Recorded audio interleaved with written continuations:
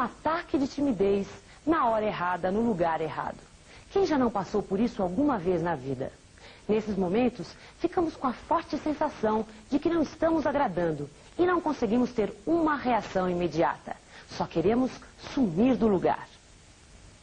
A timidez é uma forma de ansiedade social e um exemplo típico da baixa estima de uma pessoa em relação a si mesma.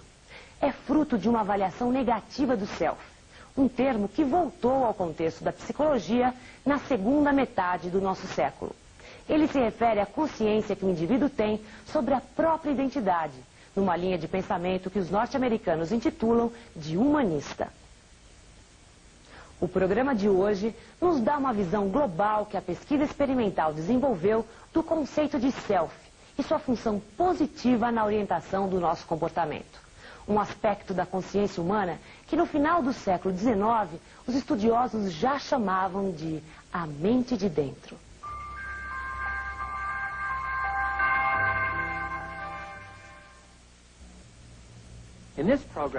Hoje vamos voltar nossa atenção para nós mesmos, mais precisamente para o conceito psicológico de self, a consciência do indivíduo sobre a sua própria identidade. O que o olho da mente vê quando olha para dentro do self, para dentro daquele espelho que revela os mais íntimos pensamentos e sentimentos de uma pessoa, o nosso mundo particular que tão frequentemente escondemos dos outros. Os gregos da antiguidade que viajavam para Delfos em busca das respostas do oráculo para seus problemas encontravam esta mensagem escrita sobre o santuário: conhece-te a ti mesmo. Séculos depois, foi William James que em 1890 preparou o terreno para o ressurgimento do interesse da psicologia pelo self. Estudando o que chamou de a mente de dentro, James distinguiu 3 aspectos do self: o material, o espiritual e o social. O self material é a nossa consciência do mundo físico, do nosso corpo e das pessoas e coisas à nossa volta. O self espiritual é a parte que pensa a respeito de nós mesmos como seres pensantes, a testemunha interna dos acontecimentos. E a parte do self que se ocupa das imagens que criamos na mente dos outros é chamada de self social. William James foi pioneiro na conceituação científica do self, mas muitos filósofos e escritores mais antigos já haviam reconhecido essa dimensão da natureza humana. Alguns psicólogos acreditam que a separação gradual de uma criança de sua mãe, um processo chamado individuação, é essencial para desenvolver o senso particular de self e uma personalidade sadia. O fracasso em adquirir uma identidade do self independente pode levar a problemas psicológicos.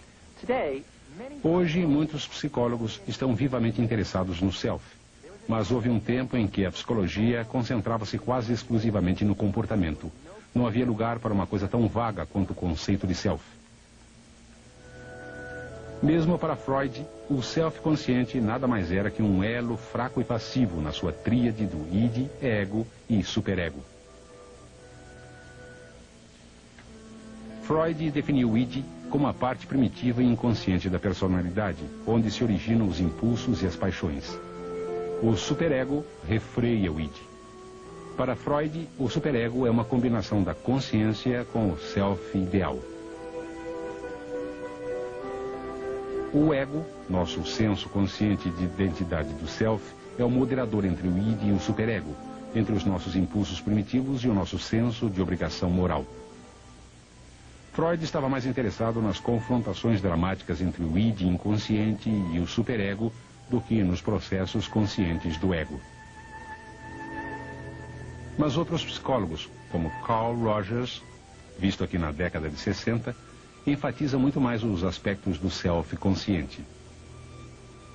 Rogers liderou um movimento humanista, principal responsável pela volta da psicologia ao self. Ao invés da visão pessimista de Freud sobre o ser humano, em conflito e dirigido pelos impulsos, Rogers propôs uma visão otimista do crescimento psicológico e da saúde. There is within the individual a capacity for self-understanding, for self-direction, for guiding behavior in self-directed ways, which can be tapped if we can provide the right conditions. In other words, the individual does have a capacity and a potentiality for development and change and integration that doesn't need to be supplied from the outside. De acordo com a visão humanista, temos um self lutando em direção à realização pessoal. É uma força interna orientadora que nos move em direção às ações positivas e de engrandecimento. É um self imbuído de um tipo de virtude que dá aos humanos uma afinidade com os anjos. Depois da descrição das propriedades do self, o passo seguinte para os psicólogos tem sido pesquisar como essa estrutura mental dinâmica funciona no controle do comportamento. Pesquisadores que estudam o self falam do autoconceito, o conhecimento do indivíduo sobre sua identidade como pessoa. Ele é visto como um regulador interno dos pensamentos, sentimentos e comportamento. Interpreta e organiza nossas experiências do momento. Avalia e compara as ações em andamento com os nossos modelos e expectativas. Influi no nosso desempenho através do estabelecimento de planos, roteiros, metas e incentivos. Eles organizam em esquemas ou aglomerados de conhecimentos nossas convicções e informações a respeito de nós mesmos. Para algumas pessoas, o esquema de gênero é o mais importante. A masculinidade e a feminilidade dominam o pensamento delas. Para outras pessoas, o mais importante é o esquema de peso. Estão sempre tentando emagrecer e observando os outros. Se são gordos, fora de controle, ou magros, controlados. Nosso autoesquema ou autoimagem pode ter um forte impacto no nosso comportamento. Se nossa autoimagem é boa, tentamos melhorar o nosso padrão. Nos empenhamos mais e conseguimos ter sucesso mais frequentemente. Se ela é ruim, tendemos a nos nivelar por baixo e terminamos por fracassar mais frequentemente. Desse modo, a autoimagem pode trabalhar a favor ou contra nós. Nessa linha, Albert Bandura, de Stanford, desenvolveu o que ele chama de teoria da autoeficiência, a respeito do funcionamento do self, que pode nos ajudar a entender como algumas pessoas traduzem suas capacidades e sentimentos em um excelente desempenho. Well, self-efficacy is concerned with people's beliefs in their capabilities to exercise control over situations that affect their lives. People who have a high sense of efficacy tend to take on challenges that they believe they can master, whereas those who are plagued by self-doubts tend to shy away from activities and situations that they feel exceed their coping capabilities. And these kind of choices can affect the kind of career paths and the life paths they pursue. Os experimentos de Bandura e seus colegas consistem na manipulação de fatores que afetam a autoeficiência e na demonstração de como ela influencia o desempenho. Nesse experimento, a pesquisadora Della Schoff dá uma tarefa a um sujeito. Numa simulação, ele deve melhorar a produção de uma fábrica de móveis. Schoff diz ao sujeito que sua habilidade de tomar boas decisões para a fábrica é baseada na sua inteligência inata e na sua capacidade.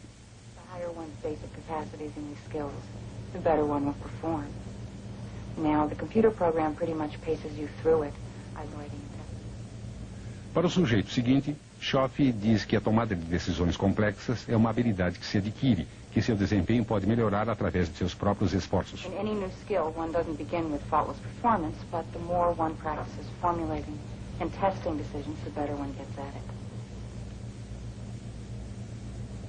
O primeiro sujeito, que acha que a capacidade de tomar decisões é uma medida da sua inteligência, trabalha com cuidado.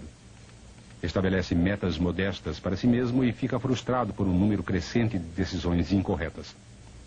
Sua confiança, medida pelo número à esquerda da tela, continua caindo, como também seu senso de eficiência.